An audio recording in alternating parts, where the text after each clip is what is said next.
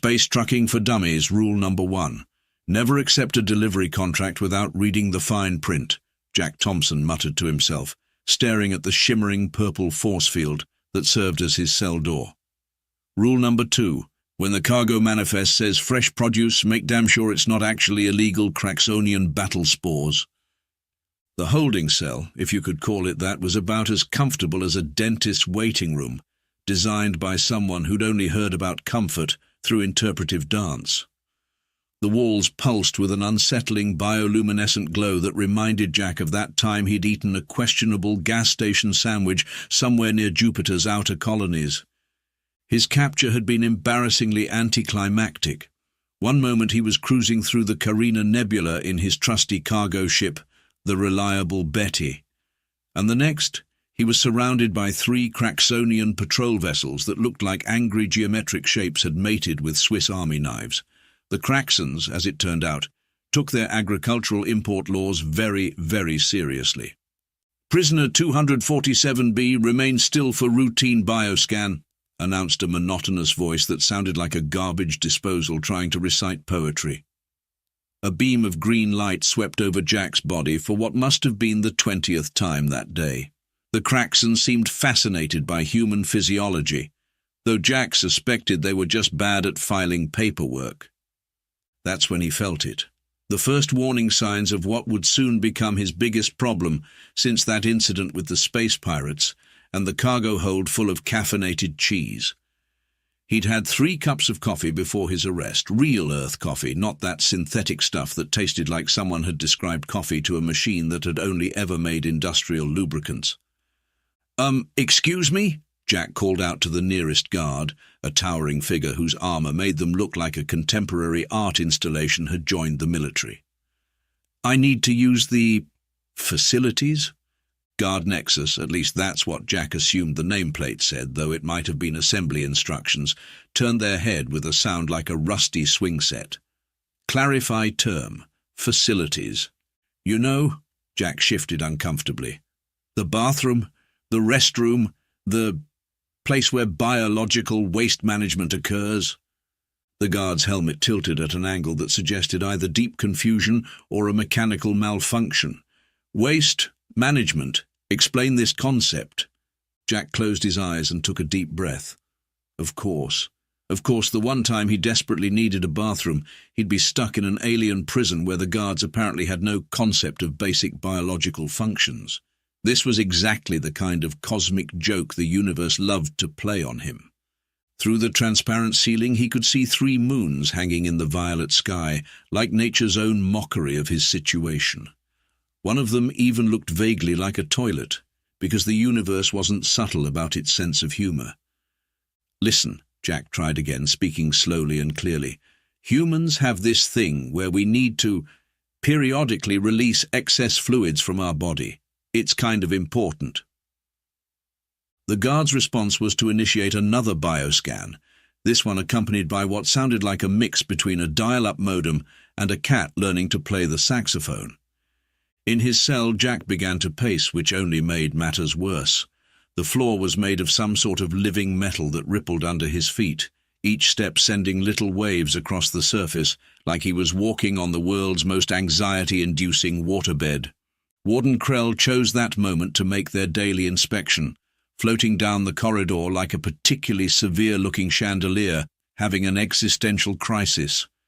Their crystalline appendages clinked together in what Jack had learned was their version of authoritative disapproval. "Prisoner 247B, the warden's voice crackled like static electricity with a law degree. "Your biochemical readings show increasing instability. Explain." Jack Thompson, veteran space trucker, accidental smuggler, and current holder of the universe's fullest bladder, looked the warden straight in what he hoped were their eyes, and said with all the dignity he could muster, "Well, you see, it's quite a funny story, actually." And that's when he realized this wasn't going to be just another day in alien prison. This was going to be an adventure, a very urgent adventure. The problem with alien prisons, besides the obvious lack of room service and mint-on-pillow amenities, was their complete failure to account for basic human needs. Jack's cell was a testament to advanced alien architecture that somehow managed to miss the point entirely. The bed, if you could call it that, was a hovering platform that adjusted its firmness based on your emotional state. Right now it was as hard as concrete, perfectly matching Jack's growing discomfort. "Let me explain this one more time," Jack said to Guard Nexus, who had been joined by a junior guard whose name tag simply displayed a series of interpretive dance moves. "Humans have internal storage tanks for liquid waste. These tanks have limits. I am rapidly approaching that limit." Guard Nexus's crystalline head sparkled in what might have been confusion or indigestion. "Storage tanks? Your species carries liquid cargo internally? Most inefficient. Why not use external containment vessels? Because that's not how evolution designed us." Jack was now doing what could only be described as an interpretive dance of his own, a little shuffle that would have won him first prize in the humans who really need to pee category of any intergalactic talent show. The junior guard made a series of clicking sounds that their universal translator rendered as, "Perhaps the human is malfunctioning? Should we try turning it off and on again?" "I'm not a computer," Jack protested, though at this point he would have gladly accepted a restart if it meant emptying his bladder. "Look, your scans show increased pressure in my lower abdomen, right? That's because I need to release water waste. It's a normal biological function." Warden Krell chose this moment to glide into the conversation, their crystalline form refracting the bioluminescent light in ways that made Jack's already stressed eyes water. "Our facilities are equipped to handle all known waste management systems of Class 3 sentient beings," they announced with bureaucratic pride. "Well, congratulations," Jack said, his voice dripping with enough sarcasm to fill another bladder. "But humans aren't Class 3 sentients. We're Class 4, and we have very specific needs." The Warden's crystals chimed in what sounded like distress. "Class 4? Impossible. Class 4 beings require periodic maintenance cycles and—" "Oh no." "Oh yes," Jack confirmed, doing another little dance that was becoming less voluntary by the minute. "And this Class 4 being is about to demonstrate exactly why your containment protocols are inadequate." The cell's living metal floor rippled sympathetically under his feet, which really wasn't helping matters. The walls pulsed their bioluminescent glow in sync with his movements, creating a disco effect that would have been entertaining under any other circumstances. Guard Nexus turned to Warden Krell. "Sir, the human's internal pressure readings are approaching critical levels. Should we initiate emergency decompression protocols?" "No!" Jack shouted, perhaps a bit too enthusiastically. "No decompression. Just let me use your equivalent of a waste disposal unit. You must have something." The Warden's crystalline form shimmered thoughtfully. "We have a matter reconfiguration chamber for processing solid waste from the food synthesis units."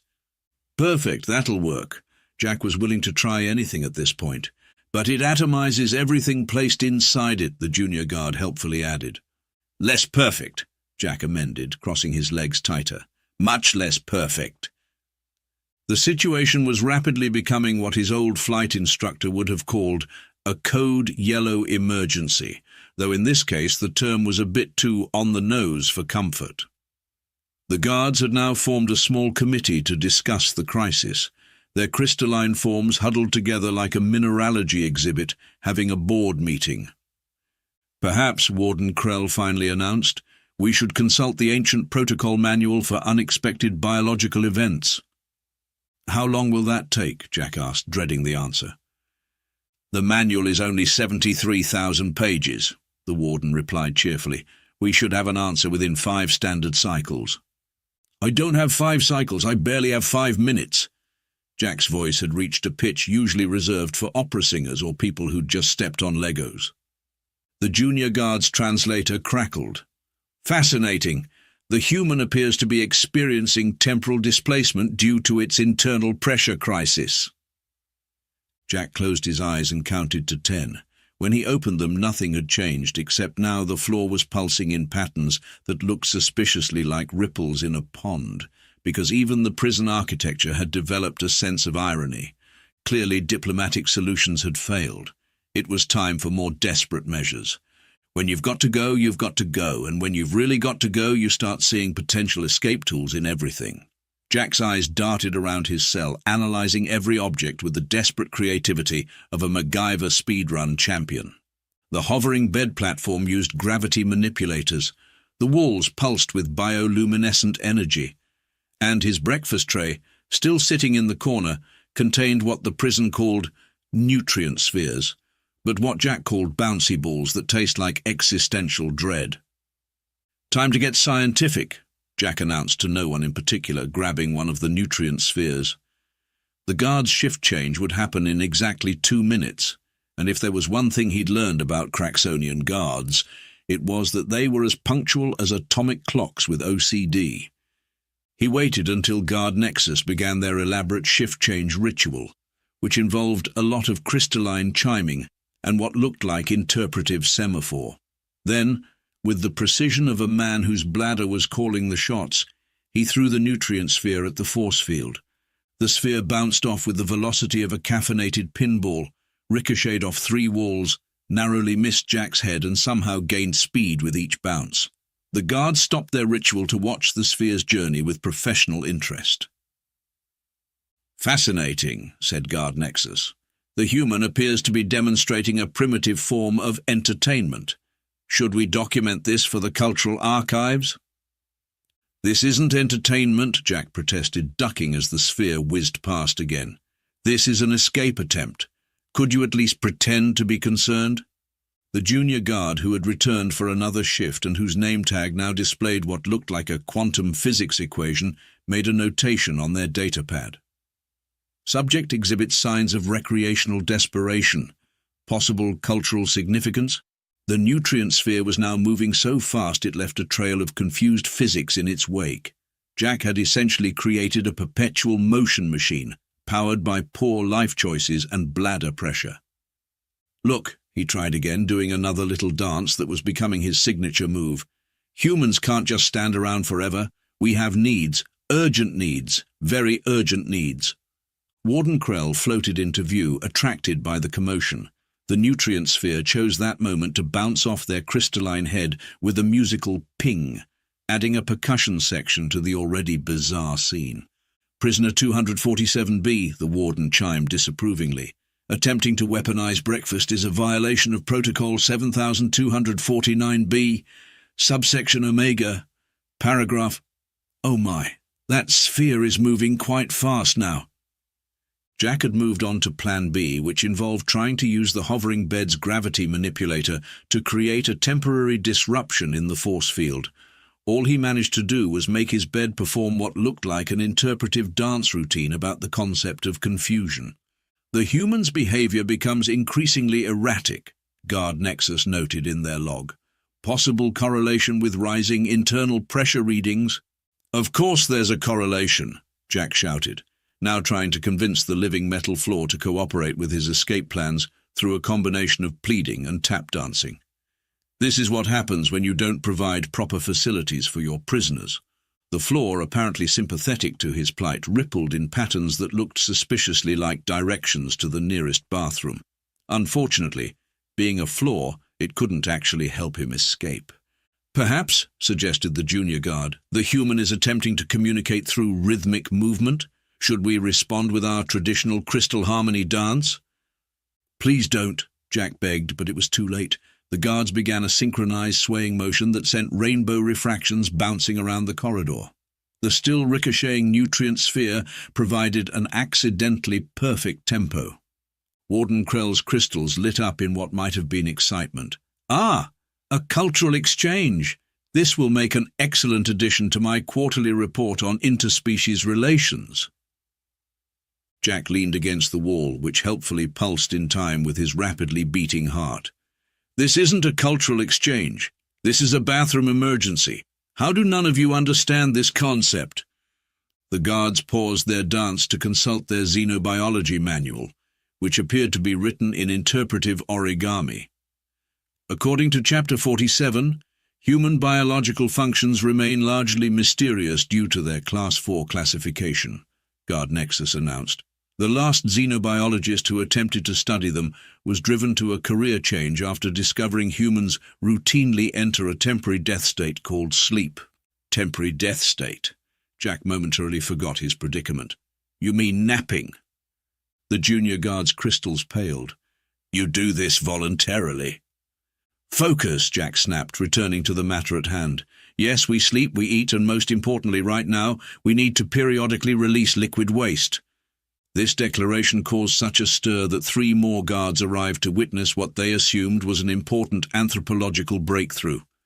The nutrient sphere continued its physical law-defying journey around the cell, occasionally adding percussion to the guards' renewed crystal harmony dance.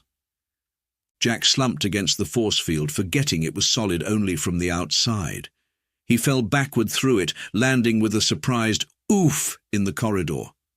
For a moment, everyone, including the nutrient sphere, stopped to stare. Huh, said Jack, looking up at the guards from his new position. That was significantly easier than I expected. Guard Nexus consulted their manual again. Protocol states that in the event of accidental prisoner release, we should... Oh dear, this section is written in interpretive dance. I don't suppose, Jack said hopefully as he stood up, still doing his urgent little dance, this means I can quickly find a bathroom. The warden's crystals chimed in what might have been amusement or alarm. Release the quantum hounds. The what now? And that's when the real chase began. Running from quantum hounds while desperately needing to pee was not covered in any of Jack's space cargo training modules. The creatures, which looked like someone had tried to draw dogs from a verbal description but had only ever seen chandeliers, bounded after him with enthusiastic confusion. That's when Jack had his brilliant idea. If diplomacy had failed and escape had resulted in crystal canines, perhaps it was time for some creative storytelling. He skidded to a halt so suddenly that the lead quantum hound phased through 3 dimensions in surprise. "Wait!" he shouted, raising his hands dramatically. "You don't understand.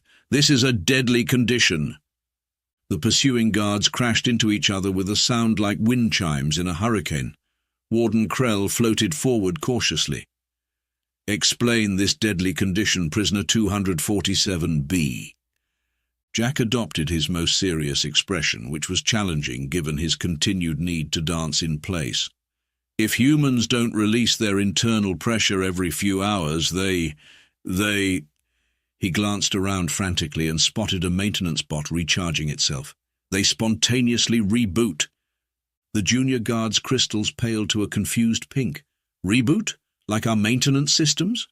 Exactly, Jack nodded enthusiastically. But when humans reboot, we release an electromagnetic pulse that disables all technology within a 50-meter radius. The maintenance bot, sensing it was being talked about, unplugged itself and rolled away with what could only be described as mechanical skepticism.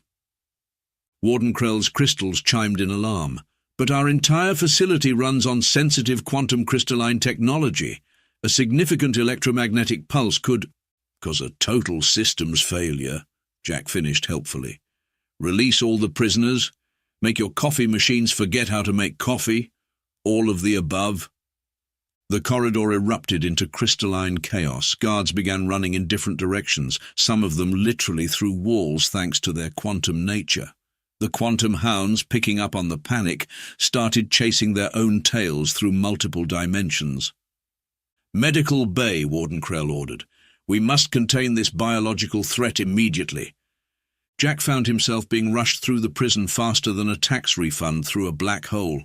The medical bay, when they arrived, looked like someone had tried to recreate a hospital after only having it described to them by a particularly abstract artist. Dr. Prism, the chief medical officer, was a being made entirely of rotating geometric shapes and judgmental silence. They scanned Jack with 17 different devices, each making a more alarming sound than the last.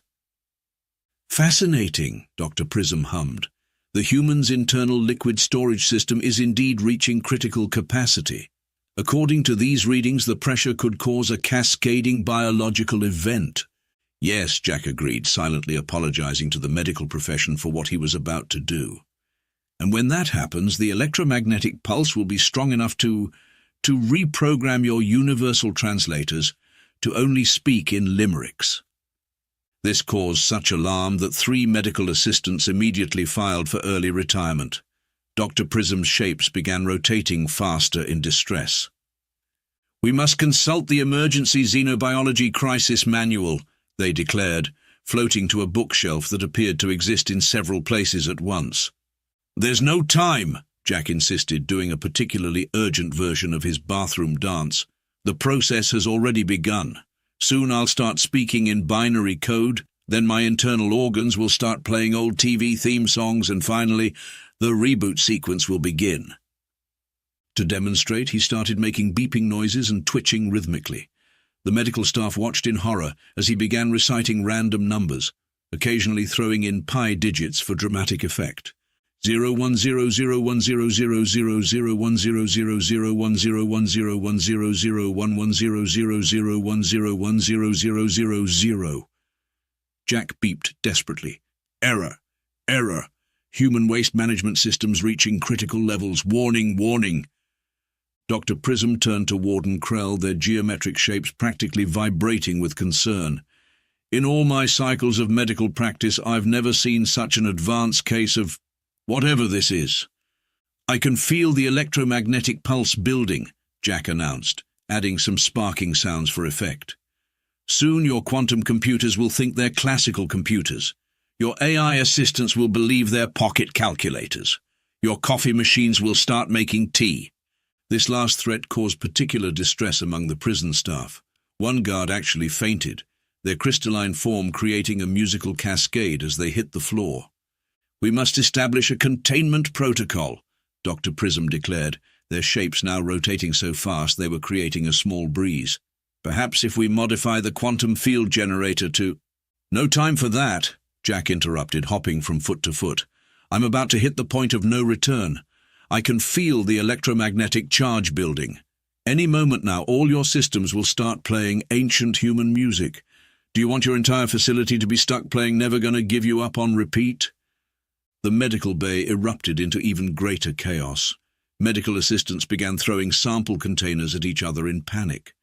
The quantum hounds who had followed them to the medical bay started quantum tunneling through the walls in increasingly complex patterns.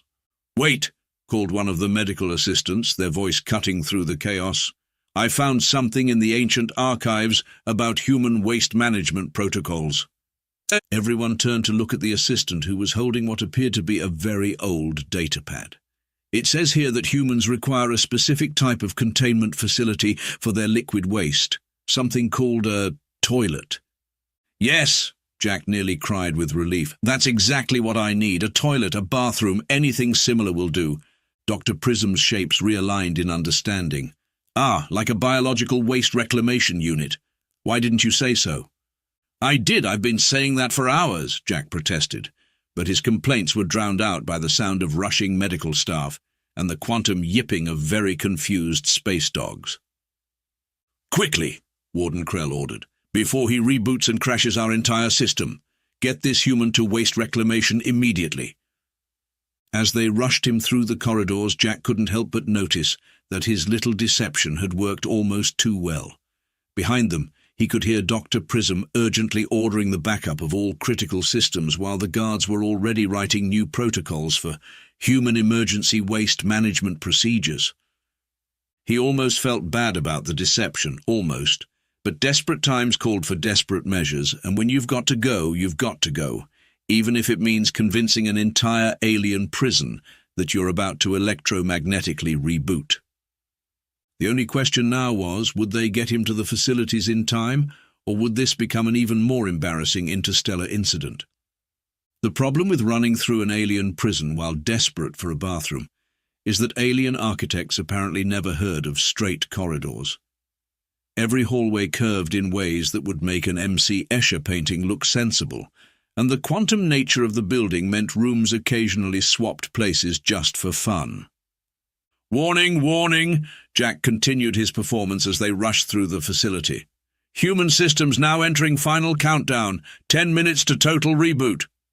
This announcement caused such panic that 3 guards accidentally quantum tunneled into a storage closet, which then decided to relocate itself to the prison's east wing. "How do we stop the countdown?" Warden Krell demanded, their crystals flashing emergency patterns. "Only proper waste management facilities can prevent the reboot sequence," Jack declared, adding some alarm noises for dramatic effect. "Beep, beep, 9 minutes remaining, systems degrading, beginning to lose control of higher functions." To demonstrate this alleged degradation, he started singing "Stayin' Alive," while doing an even more elaborate version of his Need to Pee dance. The combination was surprisingly rhythmic. "This way to waste reclamation," Dr. Prism called out, their geometric shapes pointing down a corridor that curved upward at a physically improbable angle. They rushed forward, only to find the corridor now ended in a wall that hadn't been there seconds ago. The quantum architecture of the prison was apparently having a mild panic attack of its own.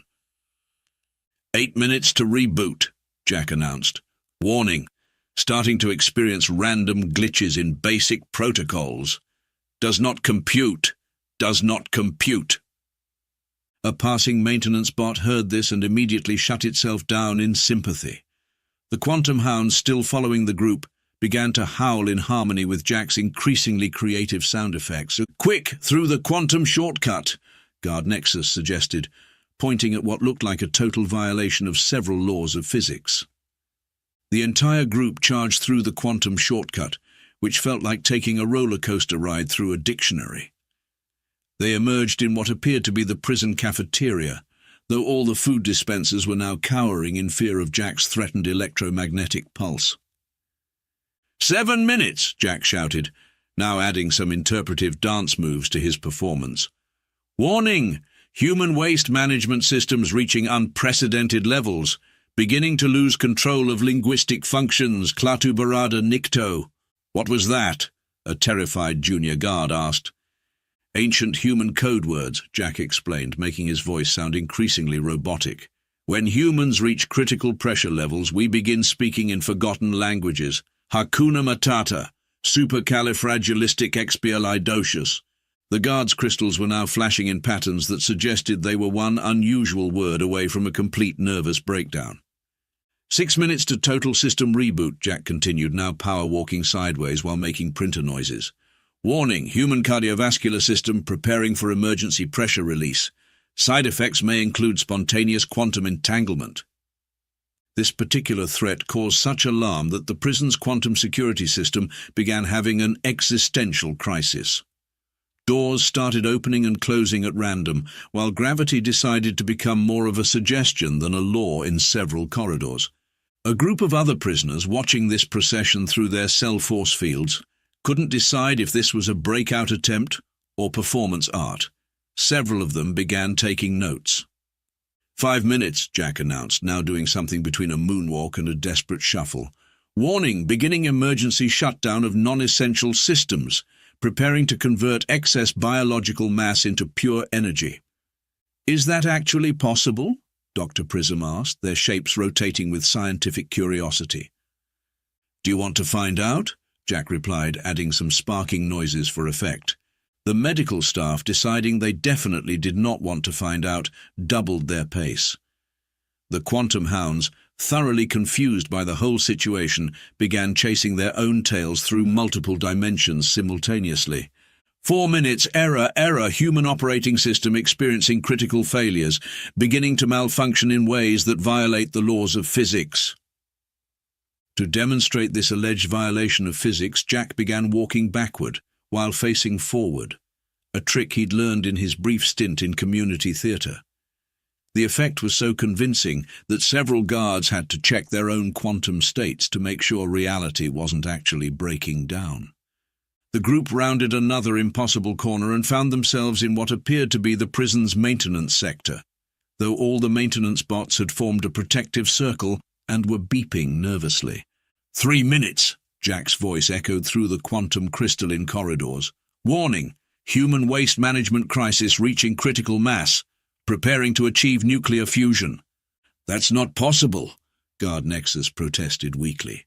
"Tell that to my bladder," Jack retorted, now doing what could only be described as an interdimensional potty dance. 2 minutes. Systems failing. Beginning to transmit on all frequencies. Macarena, YMCA, Baby Shark do. The mention of Baby Shark caused such panic that the prison's AI system briefly considered tendering its resignation. The quantum hounds, picking up on the tune, began howling it in perfect harmony. 1 minute, Jack announced, his voice now a mixture of desperation and what he hoped sounded like imminent technological disaster. Warning, warning, human biological systems preparing for total meltdown. Side effects may include temporal displacement, spontaneous quantum multiplication, and uncontrolled dad jokes. No, not dad jokes, screamed a guard who had apparently dealt with humans before. The entire procession, now including several concerned maintenance bots, 3 different security teams, a quantum physics research group that had heard about the situation and rushed over to document it, and what appeared to be a very confused pizza delivery drone that had taken a wrong turn at the quantum junction, charged through the final corridor. 30 seconds, Jack called out, now combining his need-to-pee dance with what looked like a one-man reenactment of several famous musicals. Warning, emergency protocols engaging, beginning to recite entire history of human internet memes. This threat, more than any other, caused absolute chaos. The guards, having once been exposed to a human explaining what a meme was, decided that this situation had officially exceeded their pay grade. 10 seconds, 9, 8! Jack began the final countdown, adding sound effects that made it seem like he was about to transform into either a space shuttle or a very urgent disco ball. 7, 6, 5, warning. Human bladder has achieved nuclear fusion. 4, 3, 2. And that's when they finally reached their destination. The waste reclamation sector loomed before them, its doors sliding open with what Jack swore was the most beautiful sound he'd ever heard in his life. But of course, in a quantum prison, nothing is ever quite that simple. The waste reclamation sector looked like a cross between a modern art installation and a particularly ambitious plumbing experiment gone wrong. Pipes curved through impossible geometries, and what appeared to be a toilet existed in several quantum states simultaneously. "Emergency override," Jack shouted, making a beeline for the nearest facility-like structure. "Human waste management protocols initiating. Everyone clear the area. This is not a drill. I repeat, this is not a drill." The assembled crowd of guards, medical staff, maintenance bots, quantum hounds, and the still confused pizza delivery drone immediately backed away, creating a perimeter that would have impressed a military operation. "Implementing emergency containment protocols," Dr. Prism announced, their geometric shapes spinning with scientific excitement. "All monitoring systems engaged." "No monitoring," Jack managed to yell while hopping from foot to foot, "unless you want your sensors to experience total quantum collapse." The medical staff hurriedly switched off their equipment, though several of them looked disappointed at missing the chance to document what they assumed would be a groundbreaking xenobiological event. "Beginning final countdown," Jack declared as he finally reached his destination. "All non-essential personnel evacuate. Potential side effects may include spontaneous reality distortion, temporal anomalies, and really bad knock-knock jokes." The mention of knock-knock jokes cleared the room faster than a quantum physics exam. Only Warden Krell remained, floating nervously near the exit. "Prisoner 247B, they chimed hesitantly. "Should we prepare the emergency quantum stabilizers?" "Just give me 5 minutes of privacy," Jack pleaded, "unless you want your entire facility to start speaking in emoji."